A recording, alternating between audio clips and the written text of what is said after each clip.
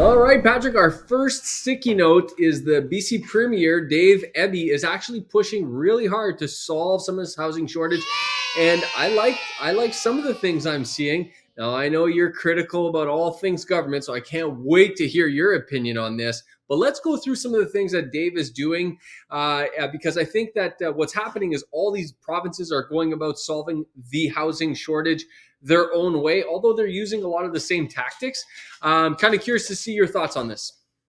Well, I think what's interesting about Dave and Dave Eby is that he's one of the only premiers that is being very aggressive. He's just pushing things through. Now, a shout out and actually credit where credit is due. And Dave is being very aggressive in how he wants to handle the housing shortage in terms of supply, and I think that's great. And the other side of that, of course, the more pessimistic side of me is it's not going to really make a big difference. But we have to start somewhere. He is starting somewhere. He's pushing stuff through without any real regard for what the mayors are thinking in these municipalities. He's going, quite frankly, I don't care. We have a housing shortage. We're going to push this stuff through.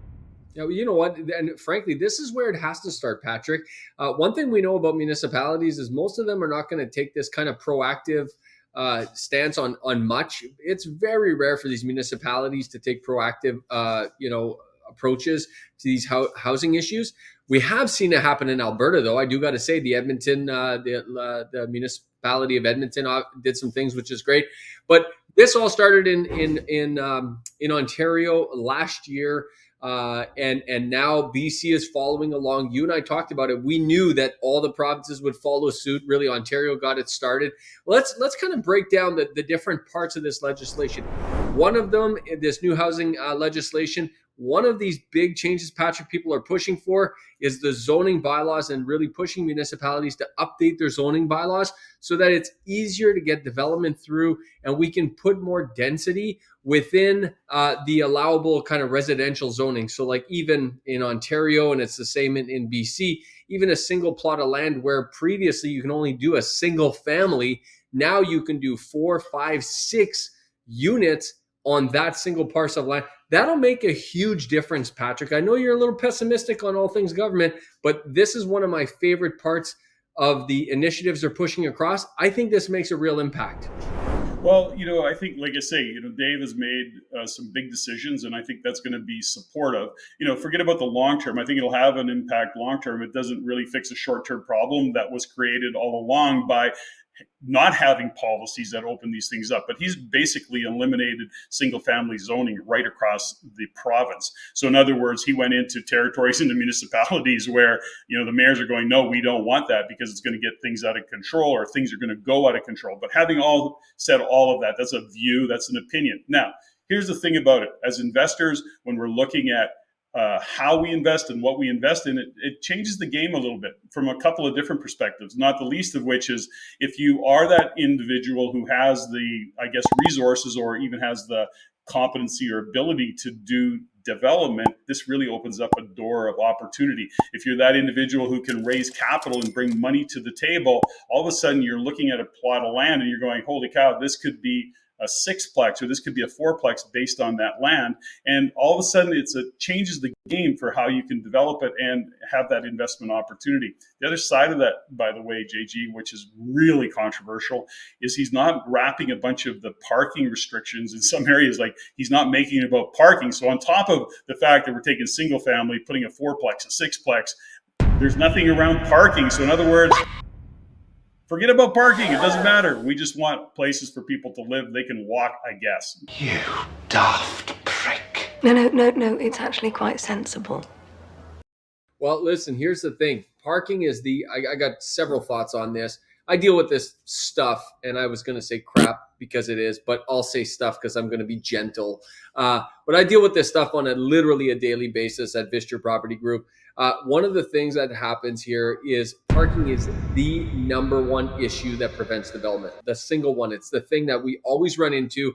And if you eliminate those parking restrictions, and even if you loosen them off a little bit, it'll push development through in a huge way. It'll really speed things up, because one parking issue, Patrick, here where I develop, which is in Ontario, one parking issue can back up a development 18, 24, 36 months, just because you don't have maybe you need like say the old, and by the way, these parking requirements are very, very, very antiquated. And some of these downtown lots, or when you're in a high density area, there's no way you're going to be able to meet some of these old parking requirements. So we are desperate for this to be updated. There's no doubt about it. I think that's a huge plus, and I think this is a huge positive. But I really think, and this is, I think every investor watching this should comment below on this video and congratulate not only Ontario, but also BC and everyone else who's pushing this legislation through. And the reason for that is, if you're an existing investor, every single one of your properties has just went up in value because your land is now more valuable.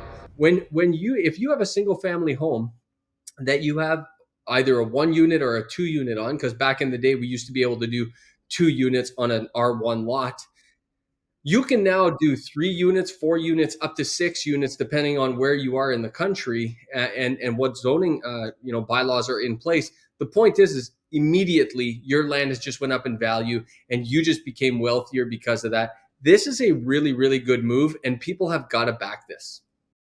I agree 100%. And again, for investment opportunities, some of the concern is that people or developers are going to swoop down and buy these lots and then sit on them, or not even developers, but investors, and sit on them and wait for the prices to go up. That will actually drive prices. So that argument aside, let's go back to some fundamentals. With Dave Eby and what the decision he made. When we look at, and I'll just talk about right now about the Fraser Valley, Lower Mainland, Vancouver, is the necessity for densification. It's just the reality of what we need. Will it bring house prices down? No, I don't think so. I don't see that in the future, certainly not in the near term. And even when we look into the long term, the reality is that more and more people are coming to the province of British Columbia. Now, as much as the economic conditions of BC may be softening right now, which is kind of happening across the country, short of perhaps Alberta, the point is this: we've got ALR, the Agricultural Land Reserve, we've got the US border, we've got the ocean, we've got the mountains, we've got this narrow footprint of people coming in, and we don't have the supply that we need to accommodate. Densification has to happen whether we like it or not. You can compare it, I guess, to maybe Manhattan, where you got this little small area and 10 million people live in it. Well, we think that can't happen here. And the reality of it is it can. British Columbia is a very coveted province in terms of its beauty, in terms of its weather, and even economics. When we look at the Fraser Valley, it's one of the agricultural epicenters of the whole country. On top of that, Vancouver is the landing ground for technology and those individuals who are driving technology. So at the end of the day, the immigration or the interprovincial migration into this province isn't going to stop anytime soon. And this densification is absolutely necessary. So when we look into the future and we think about this from an investment point of view, JG, I think there's huge opportunities for those who can either have capital, place capital, raise capital, and or just have skills to develop, because it's going to open up big doors of opportunity.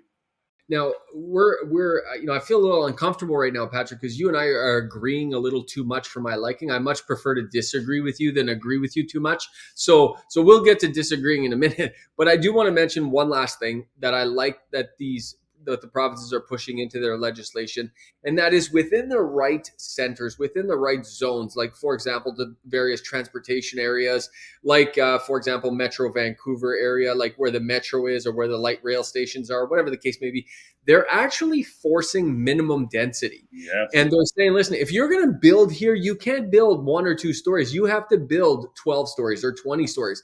I think this is really smart. This is pushing developers to go to go high enough in order to make a real meaningful impact. But what it does better than that, Patrick, and this is what people who don't do development, fail to understand, is when the provinces does something like this in their legislation, this supersedes the local municipal bylaws. And it's these local municipal bylaws that stand in our way as developers, but these provincial laws supersede them.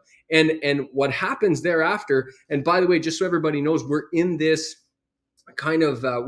mode right now across the country where all the municipalities have now got to catch up to the province's laws.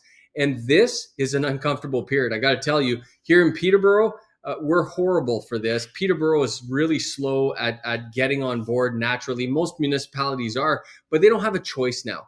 They have to comply with the provincial laws. And as a result, there's this period of time which we're in right now, and it may take another year, it may take another 5 years, but we're moving in the right direction finally. And even though it might be, uncomfortable and challenging for the next couple of years, the developers who fight their way through that red tape will clear the way for everybody else, and also will make a meaningful impact. I mean, the first ones, that first mover advantage will get rewarded in most cases. I'm going to add the thing I want to point out here is that, listen, it's the government that caused this problem to begin with. And so as much as, Dave Eby has made some good decisions, I believe, these are still, we'll call them in proposal stages. In other words, yes, he's driving it through, and yes, there's not supposed to be anything in the way. But listen, leave it to the government to get in their own way. And what happens with municipalities is they'll tie it up in bureaucracy if they don't agree with it. So the reason I share that is, from an investor point of view, it's like they make announcements for, let's say, a new ring road or a new transportation change in a highway or LRT. It's proposal, and are politicians known to tell the truth, the whole truth, and nothing but the truth all of the time? And, the answer to that question is absolutely not. So when we see these developments, we often say to investors, make sure that you're seeing like caterpillars and graders and people that aren't leaning on shovels before you start investing into that future state that they're talking about. And I think we have to be a little bit cautionary as investors is, okay, cool, this is really sounding good. Let's make sure it's real. Let's just make sure we back test these proposals and that this is in fact going to happen before we start placing our capital and making big commitments and writing offers and getting conditions removed. So we just got to be a little bit cautious about it. And I just want to kind of put that, because it is government after all, and politicians are known to maybe, stretch the truth a little. I lie. I'm actually in this position because of how effectively I lie to you. The best thing to do, Patrick, is for people to call their local municipality and see where they are at with complying to these various laws. Like you said, Patrick, I think the one in BC is only proposed right now, but the one in Ontario, the bill, I forget the bill number, but it has had royal assent now for 1 year. It passed November 28th last year. So it's happening. It's done. And the municipalities have no choice to comply now. But yeah, you got to check with your municipality. I think that's smart advice, Patrick. Okay. That'll be that. That was a good segment. I liked it. That was a good segment. We agreed a little too much. It was a little too hunky-dory for my liking. If you like what you learned here, go to the description below and subscribe for our free Insiders newsletter, where you can also stay up to date for our upcoming events and our courses. If you want to see more stuff like this, click here. If you want to see the entire show, click there.